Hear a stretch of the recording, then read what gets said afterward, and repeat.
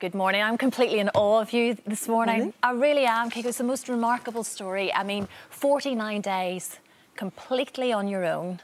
It's I mean, lots of people would have told you it was going to be impossible for lots of reasons, and I'm guessing you did get told that beforehand. Well, actually, I think most people were like, yeah, you'll do it, but I think that's just because they're scared.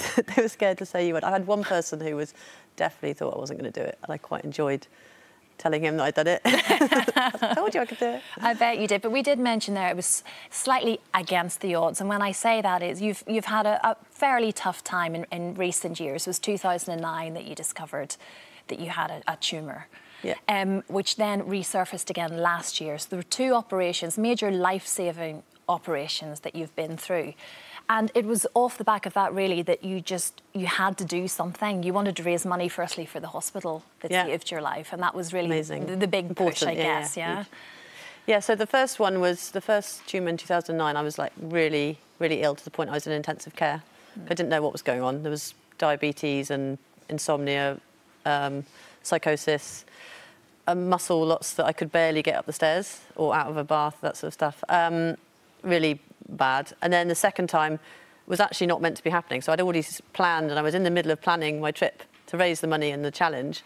And then I was overtaking some guys on my bike, and I was thinking, why am I strong enough to overtake these guys? And had a little blood test, and it turned out that it'd come back again. So yeah, in August they went back up. Now they just got a little lock and key that they can just open and go back in.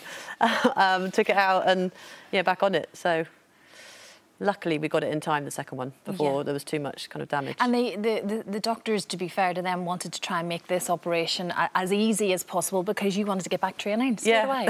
I think they thought it was. I was like, can we sort of get this done pretty quick? Because they were like, okay, you're doing what? And I said, yeah, I'm raising money for you. I'm solo over the Atlantic. They were like, I've not had that one before. Okay.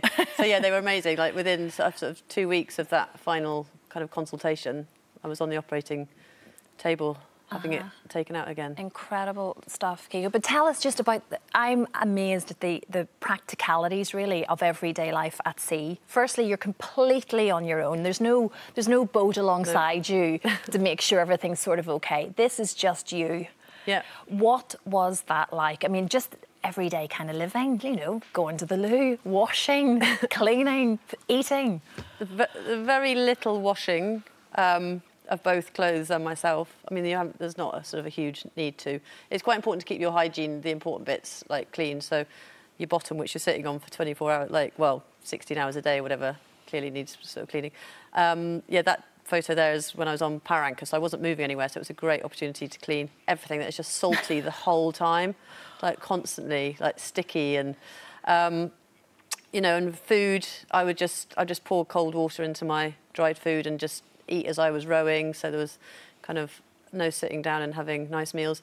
And I actually really enjoyed being on my own. I didn't have a sort of problem with being out at sea. I've not tested it before, but I was actually fine. And I would stand on my boat and just look around and be like, this is insane that I am in this tiny little 20-foot boat and there is nothing around me for days and days. I think I saw 3 boats in my whole time. Wow. One of them I got very excited because I thought they were coming to see me. And then as they sailed off. A little sailing ship, a little sailing boat was coming towards me. I got all excited. I was like, putting my makeup on, I was getting the tea ready and everything. And then they sort of went off course again. So if you're out there, I'm really sorry. You did have a bird that kept coming back to you on a daily basis. Yeah, so from day 2, a little storm petrel. My mum thinks it was my granny who had died in the summer, and so she was going to look after me. So yeah, he would come and fly around my boat for about a minute or two. I'd be like, all right, mate, how are you doing?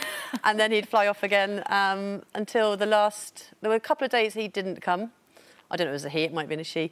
But then the last day, it gone. But actually, he should have disappeared a long time before because it's not his route. It doesn't really kind of hang out in Barbados. So maybe it was my granny, who knows. Well, but yeah. It's a lovely thought anyway, isn't it? It is a lovely thought. Well, Kiko, knowing you just for a little bit, I'm guessing this isn't the last of the challenges for you. I really do sense that you've conquered this huge thing and you're going to do something else, aren't you? There are some ideas, yeah. I mean, I've only been back, on land for 10 days, so it's very soon on, and I got to talk to a few people about things. And as I was saying to you earlier, that I was going, oh no, I don't think you can do that, Kiko. I was like, don't be so ridiculous. You couldn't row the Atlantic. You know, you couldn't row before. Never rowed before. I never rowed before. Never been out at sea before. I've never seen a wave bigger than, like, you know, one that's on your beach. And yeah, so I was kind of like, just why are you having those thoughts? So the thing that I've got that I'm hoping is going to be a big challenge. Yeah. Well, look, you absolutely amaze me. This, out of all the challenges that people get themselves into, this for me is absolutely remarkable. You're clearly a woman after my own heart, because for 49 days you dreamt of a mojito. Yes, I did. Here we are. At it's early in the 8:30. morning, but you know what? We can do these things. Who Cheers. cares about the meetings I've got coming up? Congratulations. Thank you. You've got all the very best with whatever's coming up as well. Brilliant. Well, am I allowed to take a little sip? Yes. Yeah, I just touched the lips, that's fine. Delicious. Delicious, it's all yours. Thank you. Thank you so much.